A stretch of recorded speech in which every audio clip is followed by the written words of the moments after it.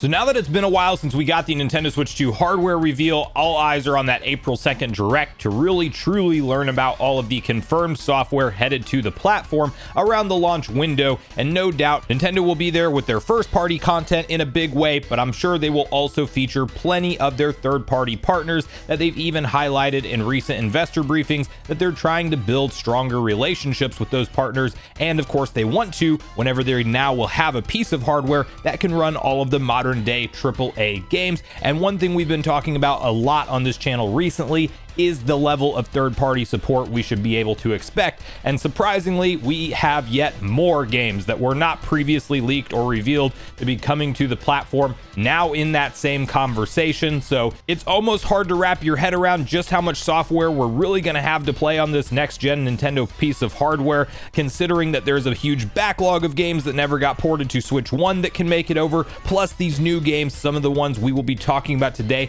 that are still in development. And while the first part of this video will actually be around a lot of the partner games primarily coming from Xbox, there is actually one reminder in here from a prior leak that we should maybe be expecting a big first party Nintendo piece of software in one of my favorite franchises of all time to release before the end of the year, and even some conversation around the upcoming Sony State of Play, and maybe some software that we could expect to ultimately make it to Switch 2 as well, because now, as mentioned, a lot of these modern day games are just going to simply be in the conversation if they are not a lockdown exclusive to a particular piece of hardware, which it now seems like Nintendo and PlayStation are going to be really the only two big console manufacturers with exclusive titles. So we're going to get on the same page with all this info. Before we do, make sure you like, subscribe, and turn on your bell notification to join Sunbro Nation if you're new here. And I want to first kick it off over this R Gaming Leaks and Rumors post, where you can see once again from Ecstasis, they are suggesting that Perfect Dark will be headed to PS5 and Switch 2, specifically tied to a job listing this time. So even if you don't like their track record, or if you're not sure to buy into this particular user or not, it seems like they've been hit and miss on certain things, and they've been putting a lot of stuff out there lately, which is usually a red flag. But the one thing I will say is a lot of the stuff they're putting out there, we are also getting reports from other more reliable historical sources such as Nate the Hate and other names, also hearing similar things to them. So not on everything, but on certain projects. But according to Ecstasis, Perfect Dark will apparently be releasing on PS5 and Switch 2 as indicated by job listings from the studio.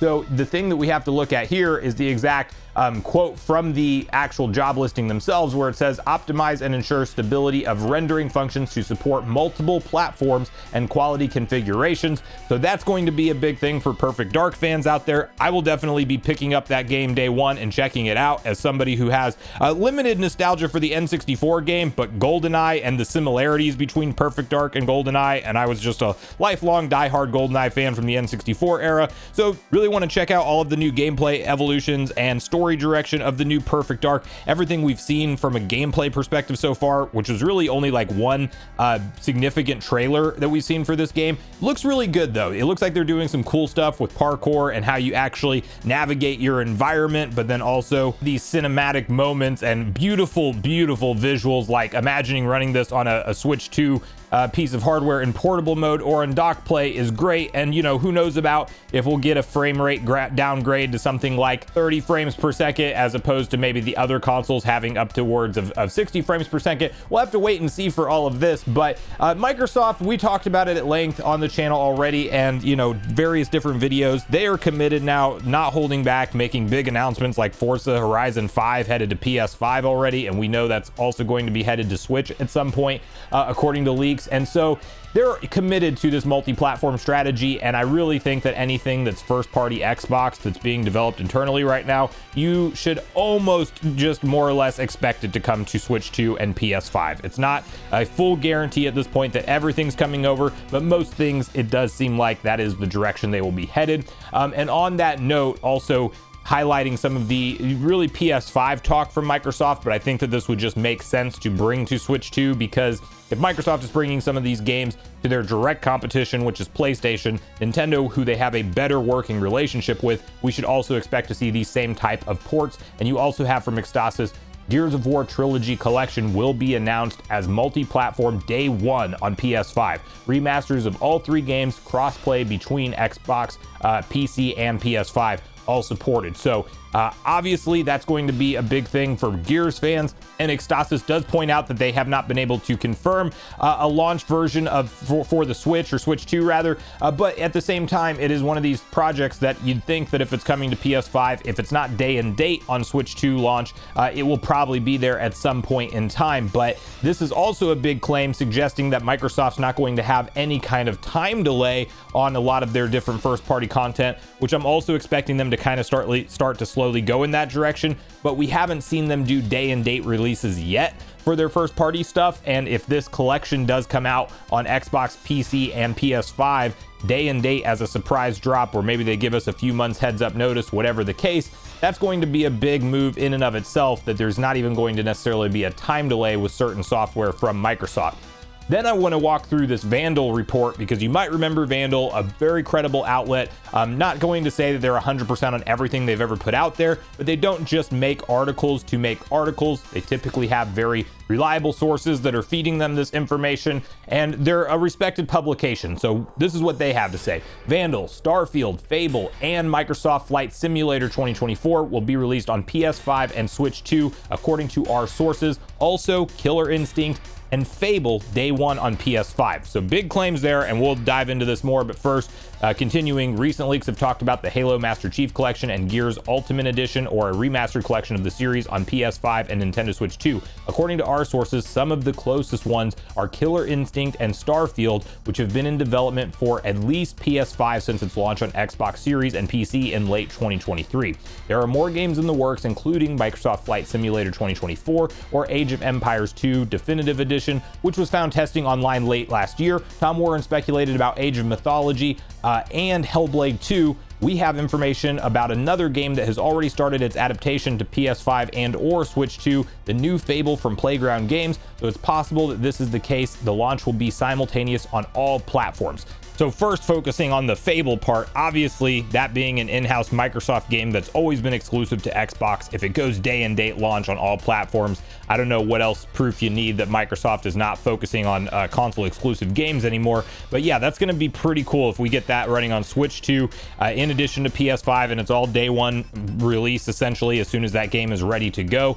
And then you also have to talk about Starfield and really the expansion that game has had since its initial release. It's one that I didn't really get into or play. I did boot it up briefly, but the gameplay loop didn't immediately suck me in, and I know that there's going to be a lot of different people that say you need to get into it 10-15 hours. I haven't gone and taken the time to do that, so maybe whenever it hits Switch 2, that would be a great way to play it, so that way I can switch between handheld and dock play when wanted.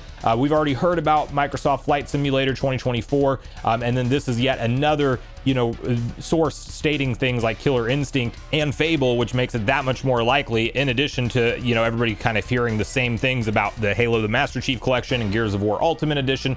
So again, a lot of exciting third-party games in terms of what we should expect to head to Nintendo platforms.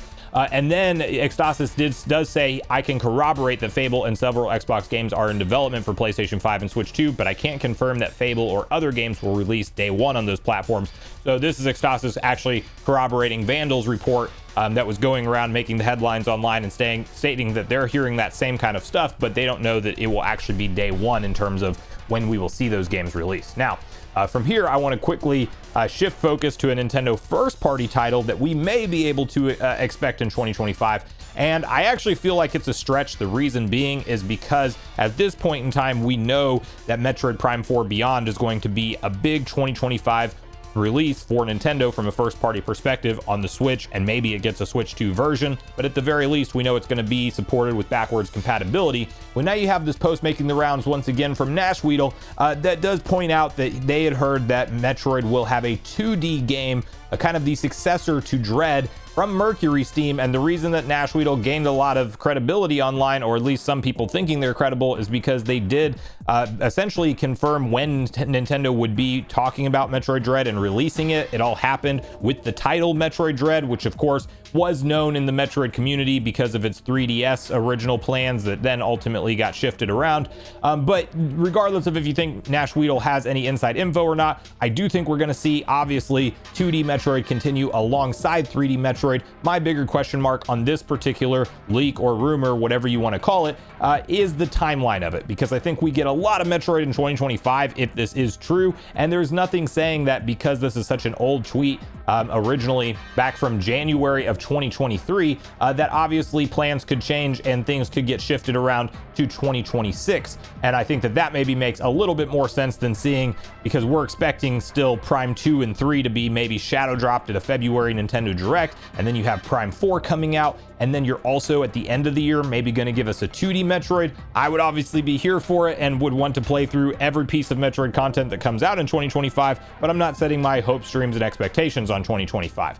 The last thing I want to quickly highlight in this very big roundup of different news and leaks to talk about games has to do with the PlayStation State of Play that Nate the Hate is now teasing for the week of Valentine's Day. So that would be the 9th through the 15th of February. And the user states here, is the first State of Play of the year still coming in February? Nate the Hate 2 says yes. User, can you say that it's early or mid or late February? And Nate the Hate says, what does your heart tell you? A clear reference to Valentine's Day or the week of Valentine's Day, which I can see Sony doing. They're obviously going to want to communicate to their fans what kind of software is coming, similar to that of the Xbox Developer Direct that we saw take place.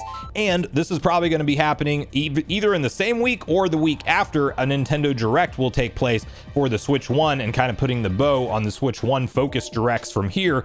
We are heavily expecting that to happen. So the cool thing about the State of Play, while you can make all your predictions around what software you want to show up there, anything from a third-party perspective that's featured at this event is now in that conversation in terms of being able to be brought to Nintendo Switch 2. And maybe it's stuff that we see that's very hype and exciting at this event, and then we also see it show up at that April 2nd Nintendo Switch 2 Direct, or we just get confirmation that the game is also headed to Nintendo Switch 2 in the future, which is just a cool thing to realize now. All of these third-party events or events from other companies like State of Plays and things, all those games that you're seeing now, all in the conversation to get native support on Nintendo's next gen piece of hardware, which is what has me the most excited. But that's where I really want to hear from you guys at this point in the video. What do you make of all of the different stories we talked about today? Are you excited about any of the games we mentioned potentially headed to Nintendo Switch 2, presumably around the launch window of the console, or at least within the first year of the console? Any of these games, will you be picking them up day one?